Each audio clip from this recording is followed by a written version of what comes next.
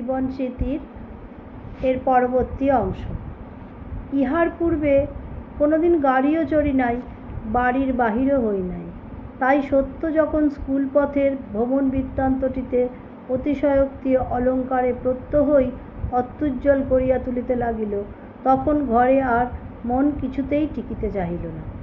যিনি আমাদের শিক্ষক ছিলেন, তিনি আমার মোহ বিনাশ করিবার জন্য প্রবল চপেটাঘাত সহ এই সারগর্ভ কথাটি বলিয়াছিলেন, এখন স্কুলে যাবার জন্য যেমন কাঁদিতেছ, না যাবার জন্য ইহার চেয়ে অনেক বেশি কাঁদিতে হইবে।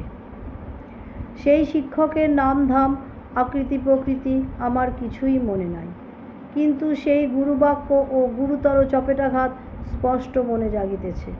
এত বড় অব্যর্থ ভবিষ্যৎবাণী জীবনে আর কোনোদিনও কর্ণগোচর হয় নাই। কান্নার জোরে ওরিয়েন্টাল সেমিনারিতে অকালে ভর্তি হইলাম। সেখানে কি শিক্ষালাভ করিলাম মনে নাই, কিন্তু একটা শাসন প্রণালীর কথা মনে আছে। পড়া বলিতে না পারিলে ছেলেকে বেঞ্চে দাঁড় করাইয়া তাহার দুই প্রসারিত হাতের ওপর ক্লাসের অনেকগুলি স্লেট একত্র করিয়া চাপাইয়া দেওয়া হইত। এরূপে ধারণা শক্তির অভ্যাস বাহির হইতে অন্তরে সঞ্চারিত হইতে পারে কিনা আমার মনস্তত্ত্ববিদের আলোচ্য। এমনি করিয়া নিতান্ত শিশু বয়সেই আমার পড়া আরম্ভ হইল।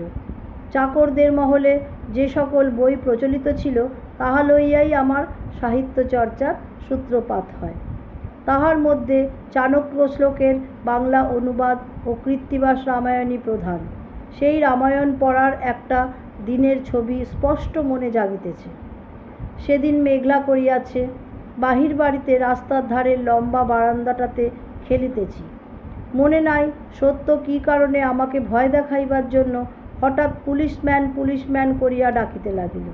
পুলিশম্যানের কর্তব্য সম্বন্ধে অত্যন্ত মোটামুটি রকমের একটা ধারণা আমার ছিল।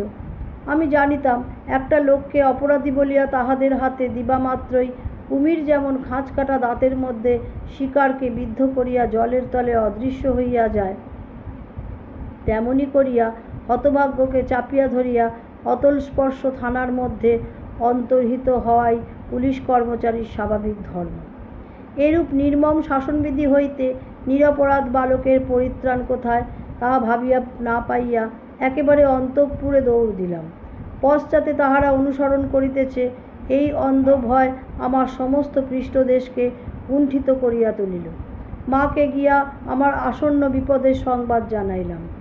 তাহাতে তাহার বিশেষ উৎকণ্ঠার লক্ষণ প্রকাশ পাইল না, কিন্তু আমি বাহিরে যাওয়া নিরাপদ বোধ করিলাম না। দিদিমা আমার মাতার কোনো এক সম্পর্কের খুড়ি, যে কৃত্তিবাসের রামায়ণ পড়িতেন, সেই মার্মেল কাগজ মণ্ডিত কোণ ছেঁড়া মলাটওয়ালা মলিন বইখানি কোলে লইয়া মায়ের ঘরের দ্বারের কাছে পড়িতে বসিয়া গেলাম। সম্মুখে অন্তঃপুরের আঙিনা ঘেরিয়া চৌকোন বারান্দা। সেই বারান্দায় মেঘাচ্ছন্ন আকাশ হইতে অপরাহ্নের ম্লান আলো আসিয়া পড়িয়াছে। রামায়ণের কোনো একটা করুণ বর্ণনায় আমার চোখ দিয়া জল পড়িতেছে দেখিয়া দিদিমা জোর করিয়া আমার হাত হইতে বইটা কাড়িয়া লইলেন।